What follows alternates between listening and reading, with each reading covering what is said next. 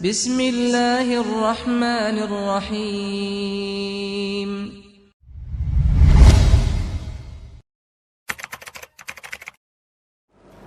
Innal hamdalillah nahmaduhu wa nasta'inuhu wa nastaghfiruh wa na'udzu billahi min shururi anfusina wa min sayyiati a'malina. May yahdihillahu fala mudilla lahu wa may yudlilhu fala hadiya lahu.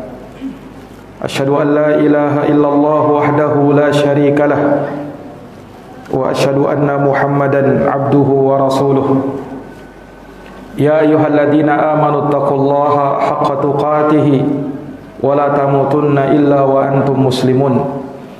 Ya ayyuhan nasu taqu rabbakumul ladzi khalaqakum min nafsin wahidah wa khalaqa minha zawjaha wa batha minhuma rijalan katsiran wa nisaa'a wattaqullaha alladzi tasaaluna bihi wal arham innallaha kana 'alaikum raqiba. Ya ayyuhalladzina amanu taqullaha wa qulu qawlan sadida yuslih lakum a'malakum wa yaghfir lakum dhunubakum wa may yuti'illaha wa rasulahu faqad faza fawzan 'azima. Amma ba'd, fa inna asdaqal hadithi kitabullah wa khairal huda huda Muhammadin sallallahu alaihi wa ala alihi wa sahbihi wa sallam. Wa syarrul umuri muhdatsatuha fa inna kulla muhdatsatin bid'ah wa kulla bid'atin dhalalah wa kulla dhalalatin finnar. Ma'asyaral muslimin, sidang jamaah Jumat yang dirahmati dan dimuliakan oleh Allah. Marilah kita senantiasa mensyukuri nikmat Allah Subhanahu wa taala. Segala keutamaan, segala karunia yang Allah anugerahkan kepada kita sebagai hamba yang beriman, kita wajib mensyukuri segala nikmat Allah Subhanahu wa taala. Washkuru ni'matallah in kuntum iyyahu ta'budun. Dan bersyukurlah terhadap nikmat Allah jika kalian benar-benar beribadah kepada Allah Subhanahu wa taala. Orang yang mensyukuri nikmat Allah maka akan dihindarkan dari segala musibah, malapetaka, siksaan dan azab dari Allah. Allah Subhanahu wa taala berfirman, "Wa ma yaf'alullahu min adabikum in syakartum wa amantum wa kana Allahu syakiran alima." Wa kana Allahu syakiran alima. Dan tidaklah Allah Subhanahu wa taala akan mengazab kalian selama kalian mensyukuri nikmat Allah dan selama kalian beriman kepada Allah. Sesungguhnya Allah Maha mensyukuri lagi Maha mengetahui. Sidang jamaah Jumat yang dirahmati dan dimuliakan oleh Allah Subhanahu wa taala, ketahuilah sesungguhnya segala ucapan dan perbuatan kita hendaknya kita maksudkan karena Allah. Kita niatkan untuk mengharapkan wajah Allah dan untuk meraih keridhaan Allah Subhanahu wa taala, bukan yang lainnya. Namun kita melihat bahwa pada kenyataannya seseorang yang beramal, tatkala dia beramal, Allah Subhanahu wa taala akan memberikan pahala kepadanya selama dia ikhlas di dalam mengamalkan itu, selama dia mengharapkan keridhaan Allah Subhanahu wa taala dari amalan yang dia kerjakan. Akan tetapi manusia berbeda-beda pandangan dan penglihatannya terhadap amalan-amalan manusia. Ada yang menyukainya, ada yang tidak menyukainya. Ada yang mencintainya, ada yang tidak suka terhadapnya. Ada yang ridha kepadanya dan ada yang tak ridha kepadanya. Demikianlah sudah menjadi sunnatullah. Allah Subhanahu wa taala tetapkan hal tersebut kepada kehidupan manusia. Oleh karena itu, hendaknya segala perbuatan kita fokuskan untuk meraih ridhonya Allah Subhanahu wa taala. Allah Subhanahu wa taala berfirman di dalam Al-Qur'an, "Wa minan nasi may yashri nafsahu ibtigha'a mardatillah wallahu raufun bil ibad." Di antara manusia, kata Allah, ada orang-orang yang sampai menjual dirinya dalam rangka untuk meraih ridhonya Allah, dan Allah Maha mengasihi dan merahmati mereka. Di dalam ayat yang mulia ini Allah Subhanahu wa taala menjelaskan bahwa di sana ada hamba-hamba Allah yang Allah kasihi mereka, yang mereka mencurahkan segala kemampuannya, mengerahkan segala kemampuannya dalam rangka untuk meraih ridhonya Allah Subhanahu wa taala. Bahkan sampai mereka jual diri-diri mereka guna mendapatkan ridhonya Allah Subhanahu wa taala.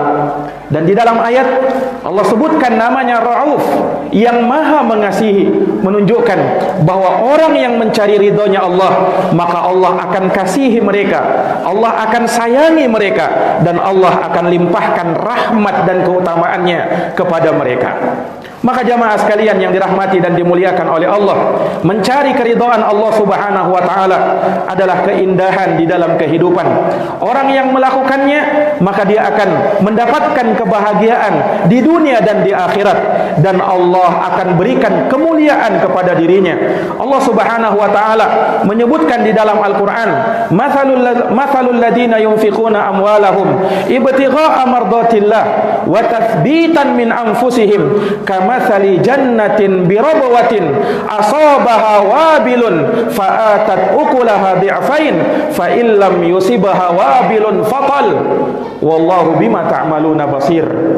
Perumpamaan orang-orang yang menafkahkan hartanya di jalan Allah dalam rangka meraih keridhaannya Allah dan untuk meneguhkan jiwa-jiwa mereka. Perumpamaannya seperti kebun yang berada di atas dataran yang tinggi, yang kemudian kebun tersebut disirami oleh hujan yang lebat hingga kebunnya menghasilkan buah-buahan 2 kali lipat. Dan kalau dia tidak disirami oleh hujan yang lebat, maka embun saja sudah memadai. Dan Allah Subhanahu wa taala Maha melihat segala yang diamalkan oleh hamba-hambanya.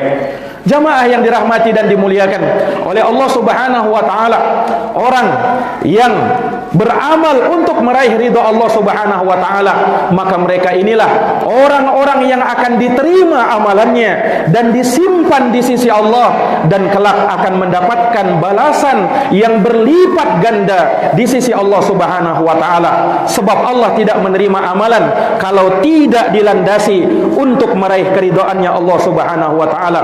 Allah Subhanahu wa taala berfirman, "La khaira fi katsirin min najwahum illa man amara bi sadaqatin aw ma'rufin aw islahin bainan nas wa man yaf'al dzalika ibtigha'a mardatillah fasawfa yu'tihi ajran 'azima." Tidak ada kebaikan dalam kebanyakan pembicaraan rahasia mereka, kecuali orang-orang yang memerintahkan untuk bersedekah, melakukan perkara yang ma'ruf, atau mengislah, mendamaikan di antara manusia. Maka barang siapa yang melakukan hal tersebut dalam rangka meraih ridhonya Allah, maka kelak Allah akan datangkan kepada mereka pahala yang besar di sisinya. Jamaah yang dirahmati dan dimuliakan oleh Allah Subhanahu wa taala, karena besarnya nilai keridhaan ini, Nabi Zakaria alaihi salam sampai meminta kepada Allah Subhanahu wa taala keturunan yang diridhoi oleh Allah Subhanahu wa taala. Allah menghikayatkan doa yang dipanjatkan oleh Nabi Zakaria di dalam Al-Quran, "Fahabli min ladunna waliya, fahabli min ladunka waliya." Wahai Tuhanku, anugerahkan kepadaku dari sisimu seorang keturunan, yarithuni wa yarithu ali Yaqub waj'alhu rabbi radiya. Yang keturunan tersebut, ya Allah, dapat mewarisi diriku dan mewarisi keluarganya Yakub, dan jadikan keturunanku tersebut sebagai keturunan yang diridhoi di sisi Engkau, ya Allah. Perhatikan doanya Nabi Zakaria alaihi salam. Beliau memohon keturunan yang diridhoi oleh Allah Subhanahu wa taala, sebab tidak ada kebaikan di balik dan di belakang keridhaan tersebut. Maka jamaah yang dirahmati dan dimuliakan oleh Allah, di hari kiamat nanti, syafaat dan pertolongan Allah Subhanahu wa taala tidak akan diberikan kecuali kepada mereka yang diridhoi ucapan dan amalannya. Wala yashfa'una illa liman irtada, dan mereka tidak bisa memberi syafaat kecuali bagi siapa yang Allah ridhoi, bagi siapa yang diridhoi oleh Allah Subhanahu wa taala. Dan yang memberi syafaat adalah orang yang Allah ridhoi ucapan dan amalannya. Yauma idin la tanfa'u syafa'atu illa man adina lahur rahman wa radiya lahu qawla. Pada hari kiamat nanti, syafaat tidak akan diterima di sisi Allah kecuali orang-orang yang Allah Subhanahu wa taala ridhoi, kecuali orang-orang yang Allah Subhanahu wa taala izinkan dan Allah ridhoi. Allah ridhoi segala ucapan dan amalannya. Dan di hari kiamat nanti, para jamaah sekalian yang dirahmati dan dimuliakan oleh Allah, tatkala penghuni surga masuk ke dalam surga, maka mereka mendapatkan kenikmatan yang tiada tara, kenikmatan yang tak pernah terlihat oleh mata. Nah, wahai penghuni surga, maka penghuni surga pun menjawab, labbaik Allahumma wa sa'daik. Aku penuhi panggilanmu wahai Tuhan kami, aku berbahagia dengan memenuhi panggilan kamu. Maka Allah berfirman kepada penghuni surga, hal turidunal mazid, apakah kalian menginginkan tambahan? Fala askhatu alaikum abada. Keridhaanku wahai penghuni surga, aku ridha kepada kalian dan aku tidak murka selama-lamanya kepada kalian. Ini kenikmatan yang mengalahkan nikmatnya surga Allah Subhanahu wa taala, yaitu meraih keridhaannya Allah Subhanahu wa taala. Para jamaah yang dirahmati dan dimuliakan oleh Allah, maka karena besarnya perkara ini, Rasulullah sallallahu alaihi wasallam meminta kepada Allah dan mengajarkan kepada kita doa, Allahumma inni as'aluka ridha ba'dal qada. Ya Allah, aku minta keridhaanmu di balik setiap ketentuan dan takdirmu. Dan Nabi sallallahu alaihi wasallam berlindung dari kemurkaan Allah dengan keridhaan Allah. Allahumma inni a'udzu biridhaka min sakhatik. Ya Allah, aku berlindung dengan keridhaan kamu dari kemurkaanmu ya Allah. Dan dari zikir yang diajarkan oleh Nabi, yang disunnahkan bagi kita untuk mengucapkannya 3 kali di setiap pagi dan petang hari. Raditu billahi rabba wa bil islami dina wa bi Muhammadin sallallahu alaihi wasallam Nabiya. Aku ridha ya Allah, Engkau sebagai Tuhanku, Islam sebagai agamaku, dan Muhammad sallallahu alaihi wasallam sebagai nabiku. Maka inilah keutamaan orang-orang yang meraih dan menginginkan keridhaannya Allah Subhanahu wa taala. Sementara orang-orang yang beramal untuk meraih keridhaan manusia, maka keridhaan manusia tidak mungkin dia bisa dapatkan. Imam Syafi'i rahimahullah pernah berkata, ridhon nasi ghayatun la tudrak. Keridhaan manusia adalah tujuan yang tak mungkin pernah kamu raih. Karena manusia diciptakan oleh Allah dengan berbagai macam pendapat. Segala yang kita ucapkan, segala yang kita lakukan, pasti semuanya tidak akan setuju kepada kita. Ada yang setuju dan ada yang tidak setuju. Ada yang ridha dan ada yang tidak ridha. Demikianlah para jamaah sekalian, keridhaan manusia adalah perkara yang sulit untuk kita meraihnya. Disebutkan suatu kisah yang penuh dengan hikmah dan pelajaran oleh Imam Syihabuddin Al-Muqri rahimahullahu ta'ala dalam kitabnya Nafhut Tib, bahwa ada seorang anak berkata kepada bapaknya, wahai bapakku, aku melihat engkau selalu saja ada orang-orang yang mengkritik kamu. Segala ucapanmu, segala perbuatanmu, selalu ada orang-orang yang tidak suka dengan itu, dan dia selalu mengkritik engkau. Wahai bapakku, tidakkah engkau tinggalkan semua itu dan ikuti kemauannya manusia? Kau ikuti apa yang dimaukan oleh manusia. Maka bapaknya mengatakan, wahai anakku, sesungguhnya engkau masih muda. Engkau tidak tahu hakikat perkara ini. Keridhaan manusia adalah perkara yang tak mungkin kita bisa raih semuanya. Engkau masih anak-anak, wahai anakku. Kelak aku akan tunjukkan kepadamu permasalahan, hakikat dari permasalahan ini. Maka suatu hari jamaah sekalian yang dirahmati oleh Allah, bapaknya berkata kepada sang anak ini, wahai anakku, aku akan tunjukkan kepadamu apa yang pernah aku katakan tempo hari kepadamu. Marilah kita berjalan-jalan menaiki himar keledai kita ini. Biarlah engkau naik ke atasnya dan aku yang akan menuntun keledai tersebut. Maka berjalanlah bapak dan anak ini. Sang anak berada di atas keledai dan bapak menuntun keledai tersebut. Ketika mereka berjalan, tak lama mereka berjalan, maka ada orang yang berkomentar kepada mereka, sungguh anak ini tak berbakti kepada bapaknya. Tega-teganya dia menyuruh bapaknya berjalan, sementara dia enak-enakan berada di atas keledai. Maka mendengarkan kritikan tersebut, bapaknya berkata, wahai anakku, ini kritikan pertama yang kita dapatkan. Sudah, kita bergantian, aku yang di atas, kau yang menuntun keledai. Maka berjalanlah mereka dalam keadaan sang bapa berada di atas keledai dan sang anak menuntun keledai tersebut. Tidak berapa lama mereka berjalan, ada lagi yang mengkritik.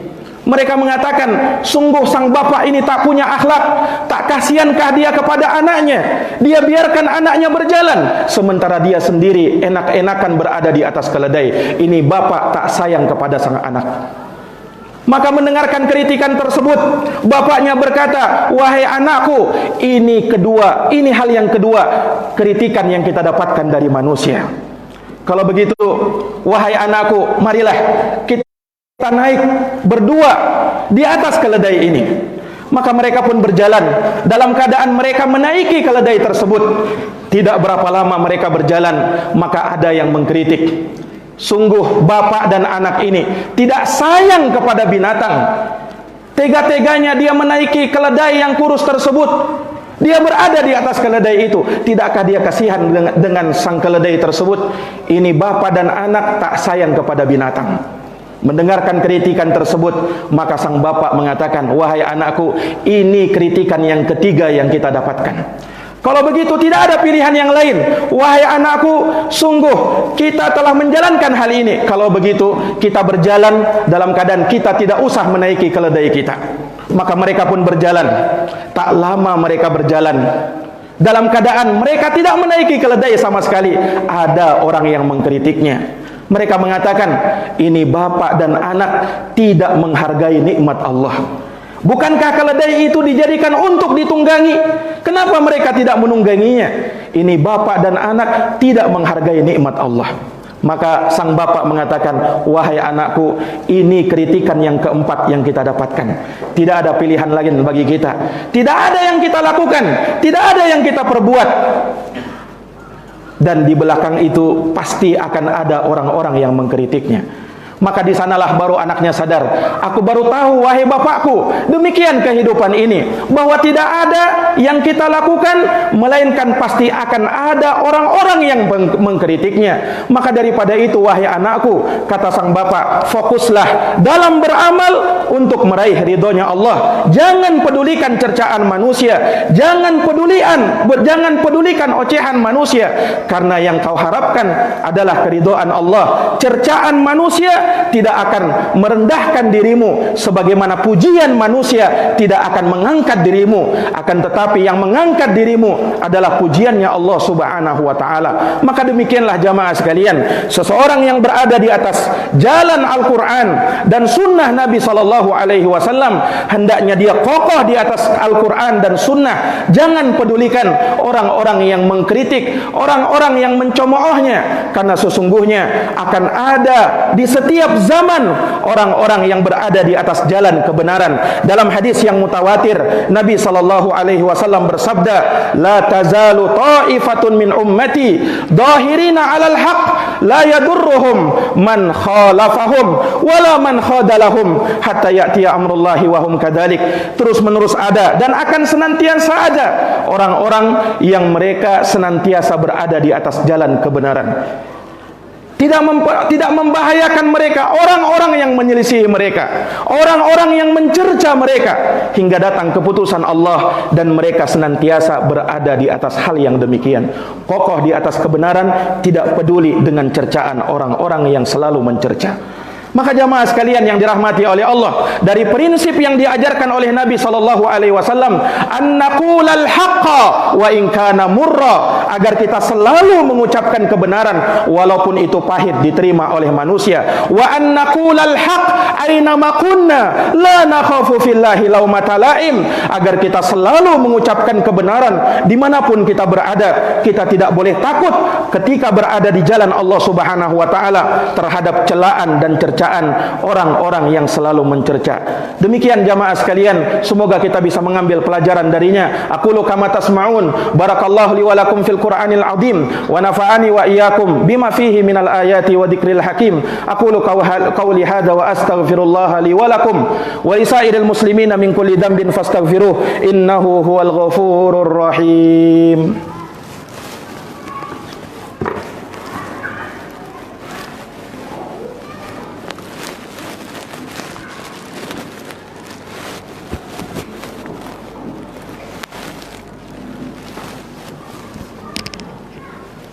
Alhamdulillah, alhamdulillahi ala ihsanih wa syukru lahu ala taufiqihi wa amtinanih.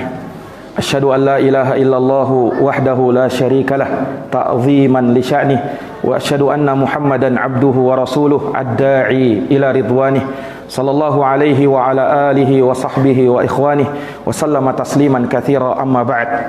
Fa ya ma'asyiral muslimin wa zumratal mu'minin rahimakumullah.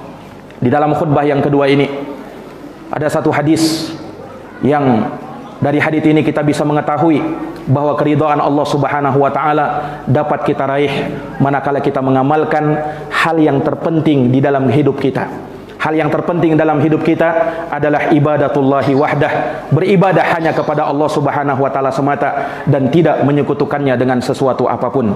Dalam hadis yang diriwayatkan oleh Imam Muslim, Nabi sallallahu alaihi wasallam bersabda, "Innallaha yardha lakum thalatha wa yakrahu lakum thalatha." Sesungguhnya Allah ridha kepada kalian 3 perkara dan Allah benci kepada kalian 3 perkara. Yardha lakum an ta'buduhu wa la tusyriku bihi syai'a. Allah ridha kepada kalian agar kalian hanya menyembah kepada Allah semata dan tidak menyekutukannya dengan sesuatu apapun. Wa an ta'tasimu bihablillahi jami'an wa la tafarraqu.